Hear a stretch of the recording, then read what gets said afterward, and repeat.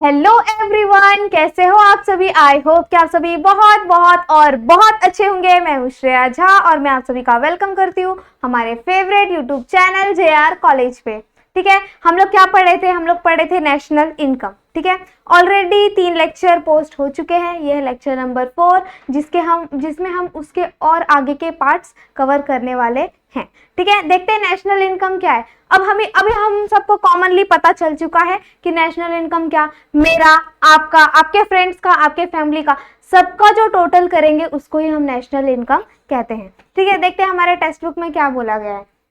Modern economic is a money economic. Modern economic को ही money economic कहा गया है। National income of a country is expressed in the terms of money. ठीक है, national income मतलब हमारी जो मनी है उसकी जो टोटल है उसको ही एक्सप्रेस किया गया है नेशनल इनकम के तौर पे। ठीक है, उसके बाद क्या है? Total income of a nation is called as national income.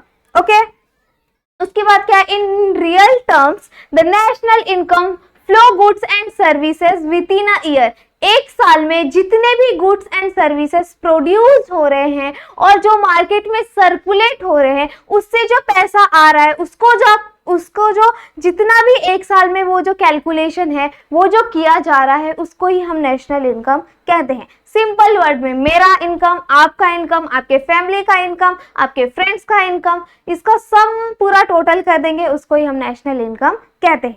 ठीक है, इसके हम लोग ने क्या स्टार्ट किया था? मेथड स्टार्ट किया था, जिसमें हम लोग ने फर्स्ट मेथड देखा था आउटपुट मेथड, जिसको हम प्रोडक्शन मेथड भी कह सकते हैं, जिसमें हमें हमारी जो कंट्री की प्रोडक्शन कितनी हो रही है, उस प्रोडक्शन से हमें कितना पैसा मिल रहा है, उसका जो टोटल करेंगे उसको ही हम आउटपुट मेथड या प्रोडक्ट मेथड या इन्वेंटरी मेथड्स भी कहते हैं।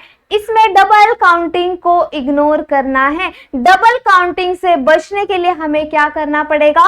जो इन्वेंटरी चीज लगी है, बीच बीच में जो चीजें लगी है उसको कैलकुलेट नहीं करना है, क्योंकि अगर हम उसको कैलकुलेट करेंगे तो हमारा डबल काउंटिंग हो सकता है। इसके वजह से जो फाइनल वैल्यू आया रहेगा कोई भी प्रोडक्ट का उसको ही हम कैलकुलेट करेंगे।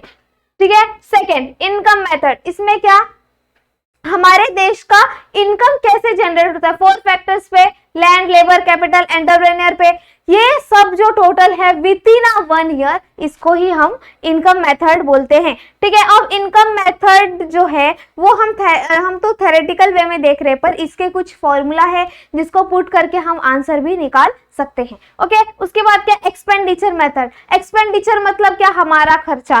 ठीक है, अब हम कंजम्पशन करेंगे, उसके ऊपर हम क्या करेंगे? स्पेंड करेंगे, हम क्या करेंगे? खर्चा करेंगे, उसको हम लोग क्या बोलते हैं? एक्सपेंडिचर मेथड बोलते हैं। ओके, आगे बढ़ते हैं। National income. ठीक है, अब नेशनल इनकम हमें कॉमनली समझ चुका है कि नेशनल इनकम क्या होता है। Land, labour, capital. एक लैंड को क्या चाहिए? रेंट चाहिए। एक लेबर को क्या चाहिए? वेजेस चाहिए। फिर एक कैपिटल पे क्या लगेगा? इंटरेस्ट चार्ज होगा। और एक एंटरप्रेन्योर को क्या चाहिए? प्रॉफिट चाहिए, उसको प्रॉफिट देंगे तो ही काम करेगा। ठीक है, अब ये जो जितने भी इनको इनकम मिल रही है इसका जो सम करते हैं या इसका जो टोटल करते हैं इसको ही हम इनकम मेथड कहते हैं। देखते हैं टेक्स्ट बुक में क्या लिखा है। The income payment received by all citizen of the country a particular year. मतलब क्या? एक साल में हमारी सिटीजन, हम लोग जितने भी पेमेंट करते हैं या रिसीव करते हैं उसका जो सम करते हैं उसको ही हम इनकम मेथड बोलते हैं। एडेड जो भी इनकम होती है, जो भी पेमेंट होती है, उसको हम लोग एड अप करके उसका जो सम, उसका जो टोटल निकालते हैं उसको ही हम नेशनल इनकम कहते हैं। ठीक है, जिसमें हमारे ऑल फैक्टर्स आ जाते हैं। कौन कौन से फैक्टर? जो कि मैंने आप लोगों को बताया था। कौन कौन से फैक्टर आते हैं हमारे? Rent, wages, interest, profit. ये चारों का जो टोटल आता है। ठीक है, अब हम लोग इधर देखते हैं रेंट। ठीक है, रेंट से हमें क्या मिलेगा? रेंट हम किसको देते? लैंड को देते। ठीक है, वेजेस हम किसको देते? लेबर को। ठीक है, इंटरेस्ट किसको देते? किसी को भी देते हैं क्या? नहीं, हमने जो बिजनेस चालू करते वक्त जो लोन लिया था, जो कैपिटल लिया था बैंक से या किसी पर्सन से, उसको हम लोग क्या करते हैं? इंटरेस्ट पे करते हैं। ठीक है, प्रॉफिट किसको मिलना चाहिए? एंटरप्रेन्योर को, तभी तो वो काम करेगा। ठीक है, मतलब क्या, ये जो हमारा सम, कहीं ना कहीं पैसा, रेंट क्या पैसा आ रहा है, वेजेस का पैसा आ रहा है, इंटरेस्ट का पैसा आ रहा है इसके पास, इसको पैसा मिल रहा है, प्रॉफिट भी क्या हो रहा है, इसको पैसा मिल रहा है। ये जो चारों टर्म्स है या ये चारों जो फैक्टर्स कह सकते हैं हम, इसको ही सम करके जो आएगा उसको हम लोग बोलते हैं इनकम मेथड। ओके, इसको कैलकुलेट करने के लिए हमारे पास कुछ फॉर्मूला भी दिया गया है। ठीक है, अब पहले हम इसको देखते हैं। नेशनल इनकम, ठीक है, एन मतलब क्या? नेशनल, और आई मतलब इनकम। इसको हम लोग वाई से भी डिनोट करते हैं, एग्जाम में कंफ्यूज कर सकते हैं आप लोगों को। ओके, उसके बाद क्या? रेंट, वेजेस, क्या क्या बोला है? Rent plus wages plus interest plus profit plus mixed income. Mixed income मतलब क्या? जो भी हमारे छोटे मोटे ट्रांजेक्शन्स होते हैं उसको हम मिक्स्ड इनकम कहते हैं, उससे जो हमें पैसा मिलता है उसको। ओके, फिर उसके बाद क्या है? Plus net income from abroad, मतलब क्या? जो मेरे देशों के बीच में ट्रांजेक्शन हो रही है, one country to another country, उसके बीच की जो ट्रांसपोर्टेशन, इंपोर्ट हो रही है, जो एक्सपोर्ट हो रही है, उसको हम लोग क्या बोलते हैं? नेट इनकम फ्रॉम अब्रॉड कहते हैं। ठीक है, अब क्या हमें, अब ये हम लोग ने पूरा फुल फॉर्म देखा कि नेशनल इनकम, यू कह सकते हैं नेशनल इनकम का फॉर्मूला ऐसा होता है। अब इसको हम लोग ऐसे तो नहीं लिख सकते, इसको हम लोग को शॉर्ट करना पड़ेगा। ठीक है, तो क्या देखेंगे हम? National income. ओके, उसके बाद क्या? आर फॉर क्या? रेंट, डब्ल्यू फॉर क्या? वेजेस, आई फॉर क्या? इंटरेस्ट, पी फॉर क्या? प्रॉफिट, एम आई मतलब, अब क्या ये मुंबई इंडियंस नहीं है, ये क्या है?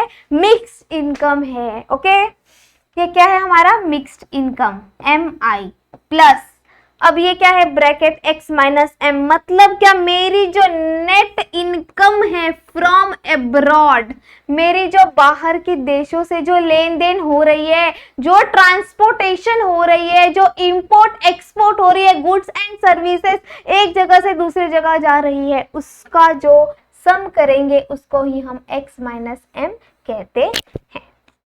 इतना समझा? इनकम मेथड समझा? ये जो भी हमारे फैक्टर्स हैं इसके बेसिक पे ही हमारा इनकम मेथड डिपेंड करता है। ओके, अब कॉमनली देखा जाए, अब इनकम मेथड हम लोग ने इतना देखा। ठीक है, अब आप लोग बोलेंगे कि मेरे को नहीं समझा। ठीक है, नहीं समझा, देखते क्या नहीं समझा। सिंपल वर्ड में आप लोगों को बोलना है कि नेशनल इनकम मेथड मतलब क्या। अगर आप लोगों को 4 मार्क्स के लिए एग्जाम में आ गया कि आप लोग नेशनल इनकम मेथड लिखो उसके प्रिकॉशंस के साथ में, ठीक है, तो हम लोग क्या लिखेंगे? फर्स्ट ऑफ ऑल पहले लिखेंगे हम इसका डेफिनेशन या इसका थोड़ा ओवरव्यू देंगे। तो हमें क्या बोलेंगे? नेशनल इनकम मतलब क्या? जो हमारी मॉनेटरी इकोनॉमी है, जो क्या पैसे की इकोनॉमी है, उसको ही हम मनी इकोनॉमिक भी कहते हैं। मॉनेटरी इकोनॉमिक को ही मनी इकोनॉमिक कहते हैं। उसके बाद क्या? नेशनल इनकम मतलब क्या? एक कंट्री में जितने भी टर्म्स ऑफ मनी एक्सप्रेस हो रही है, मतलब पैसे का लेन देन हो रहा है, या जितने भी टर्म में पैसे का लेन देन या पैसे से लेके ट्रांजैक्शन हो रही है in the term of express money में, उसको ही हम नेशनल इनकम कहते हैं। National income is the total income of a nation. एक देश का कितना? ये एक देश है मेरा, यहाँ पे एक इंसान है, यहाँ पे 2 इंसान है, यहाँ पे 3 इंसान है, यहाँ पे 4 5 6 7 8 9 10 11 12। ठीक है, ये जितने भी लोग हैं इसका जो मैं टोटल निकालूंगी उसको ही हम नेशनल इनकम कहते हैं। इतना समझा? आई होप कि आप लोगों को बहुत अच्छी तरीके से समझ रहा होगा। उसके बाद क्या है हमारा? उसके बाद इन real terms national income is flow concept. ये क्या है? फ्लो कॉन्सेप्ट है। किससे रिलेटेड? गुड्स एंड सर्विसेज से रिलेटेड। क्या? गुड्स एंड सर्विसेज जो प्रोड्यूस हो रहा है, गुड्स जो बन रहा है, सर्विस जो लोगों को हम दे रहे हैं, एक साल में ड्यूरिंग कितना? एक साल में जितना भी गुड्स एंड सर्विसेज प्रोड्यूस हो रहा है उसको ही हम नेशनल इनकम कहते हैं। एकदम सिंपल वे में आप लोग लिख लोगे ना, कैसे? Monetary economic is money economy. Okay, उसके बाद क्या? उसके बाद क्या है हमारा? National income country is national income of a country express in the terms of money. कैसे? पैसे के बिहाफ में। ओके, उसके बाद क्या? जो भी हमारा टोटल इनकम है, जो टोटल इनकम है of a nation is called as national income. उसके बाद क्या है? जो नेशनल इनकम है वो क्या है? फ्लोइंग कॉन्सेप्ट है। Goods and services from produced by with in a 1 year. Okay, उसके बाद हम लोग ने देखा ये कुछ मेथड्स। उसके बाद हम लोग, जैसे कि मैं आप लोगों को आंसर के बारे में बता रही थी, तो पहले आप लोग ये डेफिनेशंस लिखेंगे, उसके बाद हम जाएंगे इनकम मेथड के पास।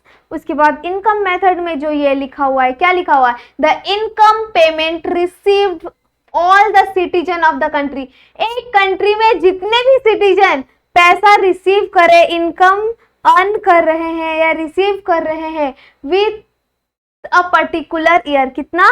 एक साल में जितने भी सिटीजन्स जो है या जितने भी लोग हैं वो क्या कर रहे हैं? पैसा जो है वो रिसीव कर रहे हैं, उसको ऐड करना है। उसको क्या करना है? ऐड करना है। और उसके बाद जो निकालेंगे उसको हम लोग क्या बोलेंगे? इनकम मेथड बोलेंगे। और उसमें और भी चीजें ऐड होगी, जो कि होगी rent, wages, interest, profit, all added together. सबको साथ में लेके क्या करेंगे? हम इनकम मेथड को कैलकुलेट करेंगे।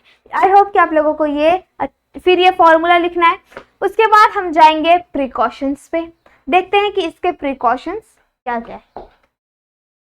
Precautions: transfer of income from transfer of income और transfer of payment should be ignore. मतलब क्या? जो भी इनकम मैं भेज रही हूं या जो इनकम मैं रिसीव कर रही हूं उसको क्या करना है? इग्नोर करना है। क्या करना है? उसको इग्नोर करना है। क्यों? अभी एक गवर्नमेंट है, वो क्या करेगी? लोगों को डोनेशंस देगी, स्कॉलरशिप देगी, चैरिटी करेगी। ठीक है, गवर्नमेंट के पास से पैसा क्या हो रहा है? जा रहा है। ठीक है, पर किसी ना किसी के पास तो आ रहा है ना। इसके बीच में क्या था? बहुत बड़ा कंफ्यूजन था कि पैसा जा रहा है उसको कैलकुलेट करें या पैसा आ रहा है उसको कैलकुलेट करें। इसके वजह से जो हमारा transfer of income and transfer payment था उसको इग्नोर करने के लिए बोला। किसमें? इनकम मेथड में। सेकेंड पॉइंट क्या है? All unpaid services. और अनपेड सर्विसेज मतलब क्या? अब हमारा घर है, अब क्या हम मम्मी हमको खाना देगी तो हम उनको बोलेंगे, मम्मी को हम क्या पैसे निकाल के देंगे? 2 चमाटी देगी अपने को? देगी ना। मतलब क्या? जो ये सर्विसेज है जो विदाउट मॉनेटरी ट्रांजैक्शंस के लिए हो रही है, इसमें समझ में नहीं आ रहा है कि यहाँ पे पैसा देना चाहिए कि नहीं देना चाहिए। उसको भी क्या करना पड़ेगा? मुझे इग्नोर करना पड़ेगा, क्योंकि वो नेशनल इनकम में नहीं आता है। क्यों? अभी क्या वो उसका जो लव है, उसका मतलब हमारी मम्मी का जो हमारे लिए लव है या हमारे लिए जो अफेक्शंस है, वो क्या हम नेशनल इनकम में बता सकते? नहीं बता सकते ना, इसके वजह से। ओके, उस थर्ड पॉइंट क्या है? एनी इनकम और for sale for second hand goods should be ignore. अब एक बात बताओ, मैंने एक कार खरीदा, ठीक है, मैंने कार खरीदा, ऑलरेडी नेशनल इनकम में इंक्लूड हो चुका है, ठीक है, पर किसी तीसरे पर्सन ने मेरी वही कार खरीदी, तो क्या उसको वापस से इंक्लूड करूंगी? डबल काउंटिंग हो जाएगा ना, डबल काउंटिंग मिस्टेक हो सकती है। इसकी वजह से क्या होगा? सिर्फ और सिर्फ फर्स्ट हैंड चीजों को ही इंक्लूड करा जाएगा नेशनल इनकम में, सेकेंड हैंड चीजों को इग्नोर करना पड़ेगा, क्योंकि डबल काउंटिंग हो सकती है, इसका भी कुछ प्रॉब्लम हो सकता है, या फिर उसकी ऑलरेडी वैल्यू जो थी वो पुट हो चुकी है हमारे नेशनल इनकम में। इसके वजह से हमें जो सेकेंड हैंड चीजें हम ले रहे हैं या सेकेंड हैंड चीजें जो है जैसे कार, टीवी, फ्रिज, एलईडी वगैरह जो भी है, उसको क्या करना पड़ेगा? मुझे इग्नोर करना पड़ेगा। उसके बाद क्या है, income from sale share bonds should be ignore. मतलब क्या, इनकम यहाँ पे रियल इनकम बोला है, नेशनल इनकम है, तो अब क्या शेयर को मैं अपने मन से अंदाजा लगा दूं? नहीं लगा सकती। बॉन्ड का लगा दूं? नहीं लगा सकती। इसके वजह से क्या, जो रियल इनकम, जो सिर्फ और सिर्फ पैसा है, उसको ही इंक्लूड करना है। बाकी जो शेयर बॉन्ड्स डिवेंचर्स वगैरह है, उसको क्या करना पड़ेगा, इग्नोर मुझे करना पड़ेगा। ओके, उसके बाद क्या है, revenue receive by the government direct tax should be ignore. मुझे डायरेक्ट टैक्स को क्या करना पड़ेगा, इग्नोर करना पड़ेगा। उसके बाद क्या, undistributed profit for the company. अब मेरे पास कितना, मेरे पास विद इन 1 ईयर समझ लेते हैं कि 2 करोड़ का प्रॉफिट हुआ है, मेरे पास पैसा आ चुका है, बट मैंने अभी क्या किया है, मेरे जो एम्प्लॉइज है, मेरे जो लेबर है, उनको डिस्ट्रीब्यूट नहीं किया है। ठीक है, अगर मैं वो लोग को डिस्ट्रीब्यूट कर दी होती तो उसको मुझे क्या करना पड़ता, मैं इंक्लूड नहीं कर सकती थी, बट मैंने वो लोग को डिस्ट्रीब्यूट नहीं किया है, इसके वजह से मुझे क्या करना पड़ेगा, इंक्लूड करना पड़ेगा। क्या, जो मैंने डिस्ट्रीब्यूट नहीं किया है अपने कंपनीज के प्रॉफिट जो थे, उसको जो डिस्ट्रीब्यूट नहीं किया है उसको। Self consumption should be include. ठीक है, जो मेरे सेल्फ कंजम्पशंस हैं, जो मेरे इम्प्यूट रेंट्स हैं, उसको भी मुझे क्या करना पड़ेगा, इंक्लूड करना पड़ेगा। ठीक है, आपको ये प्रिकॉशन समझ में आए? आई होप कि आप लोगों को ये प्रिकॉशंस बहुत अच्छे तरीके से समझ में आए होंगे। ठीक है, एक बार फिर से हम देख लेते हैं कि क्या है। Transfer income and transfer payment को मुझे क्या करना है, इग्नोर करना है। क्यों? क्योंकि पैसा आ भी रहा है, पैसा जा भी रहा है, किसको कैलकुलेट करूं समझ में नहीं आ रहा है। ठीक है, उसके बाद क्या, अनपेड सर्विसेज। अब मेरी मम्मी क्या है भाई, मेरी मम्मी की जो फीलिंग है, माँ का जो प्यार रहता है, वो कोई कंप्लीट कर सकता है क्या? वो पैसा देके हम उनको बोलेंगे क्या, भाई तू ऐसा कर ले वैसा कर ले? नहीं बोल सकते ना। इसके वजह से वो क्या करना पड़ेगा, मुझे इग्नोर करना पड़ेगा। जो भी मेरे सेकेंड हैंड चीजें हैं, उसको भी मुझे क्या करना पड़ेगा, इग्नोर करना पड़ेगा। क्यों? क्योंकि डबल काउंटिंग का मिस्टेक हो सकता है।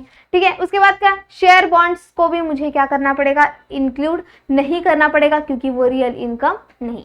ओके, उसके बाद क्या, जो डायरेक्ट टैक्स एंड रेवेन्यू, जो रेवेन्यू रिसीव किया है और जो डायरेक्ट टैक्स गवर्नमेंट ले रही है, उसको भी मुझे इग्नोर करना पड़ेगा। उसके बाद क्या करना पड़ेगा, undistributed profit of the company should be include, और सेल्फ कंजम्पशन और इम्प्यूट जो रेंट है, उसको मुझे क्या करना पड़ेगा, इंक्लूड करना पड़ेगा। ओके, तो आज के लिए बस इतना ही। मिलते हैं हम नेक्स्ट लेक्चर में ऐसे ही शानदार वीडियोस के साथ। अगर मेरी वीडियोस आप लोगों को अच्छी लग रही है तो प्लीज फटाफट से लाइक कर दीजिए, शेयर कर दीजिए, और हमारे चैनल को सब्सक्राइब करना बिल्कुल मत भूलिए। Okay, thank you so much, bye bye, take care.